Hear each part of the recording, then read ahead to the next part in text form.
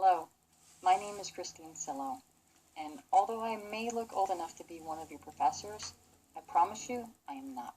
I'm actually a student at LTRIC in my fourth semester. I am the college's first official double major, and I am majoring in biology and education. I hope to become a biology teacher for probably 10th or 11th graders, and maybe I'll be the teacher of one of your future children one day. I grew up in upstate New York, and I went to a really great elementary school named Tanglewood Elementary School. And this school, the teachers were passionate, the curriculum was clever, and it was a warm place to go to school. The outside of the school was fantastic. Three sides of it were surrounded by forest. And one of the clever things that they did that actually got me interested in science was we had to be able to name and identify the trees that were in that forest.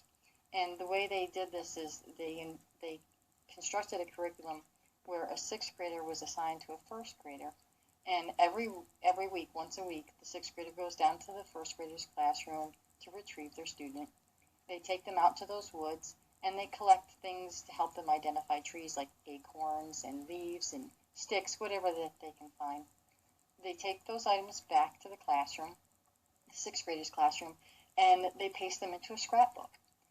They take the scrapbook over next door to the library, and the sixth grader helps the first grader to find books that show them how to identify trees, and then together they work to finish the scrapbook with naming what trees they found. It was a great project, and I loved it.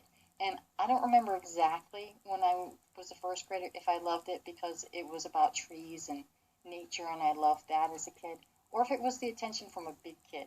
And I think if you can think back to when you were little, being with the big kids was a big deal. So you can imagine, I really looked forward to the day when I was going to be a sixth grader and I would have my own little first grader to take.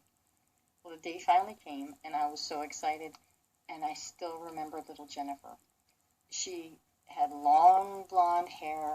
It was always unkempt, looked like a little bird's nest all the time, and she had blue eyes that were always darting around, always looking at something, and her face around her mouth was always dirty.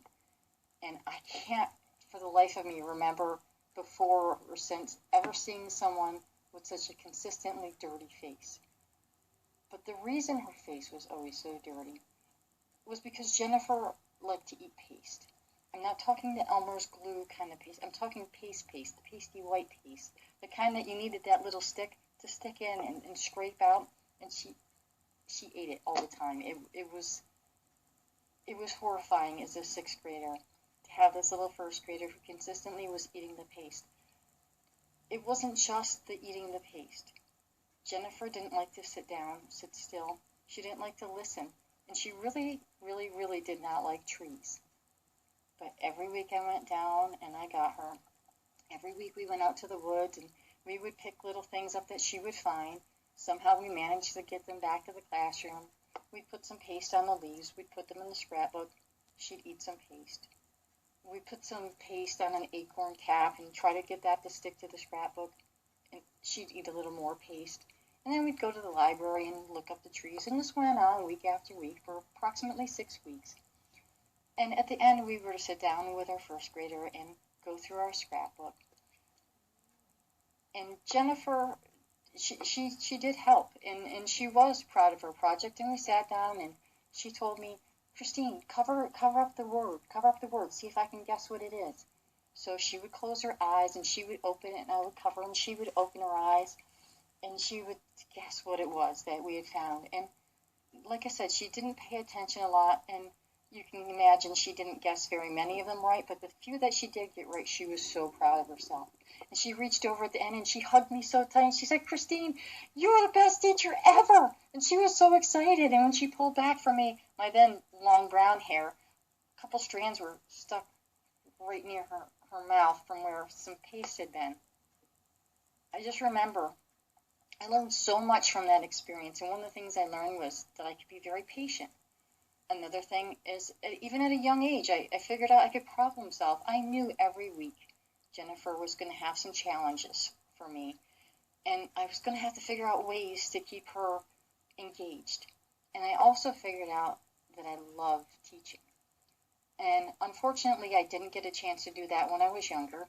I did other things with my life. But now that's what I'm doing. I'm going to school to finally do what I really want to do, and that's become a science teacher. I hope that one day that I can touch another kid like that and make them just be so excited that they learned something. And maybe I won't produce a bunch of students who get all 100s, and maybe they won't all say to me, "Oh, Christine, you're the best teacher ever." But there's going to be that one. And I'm not going to forget. 35 years later, I remember Jennifer's name. Do you think I'm ever going to forget Jennifer? I'm not. But I hope that you've learned a few things about me, and I'm really excited to watch some of your videos and learn about you too.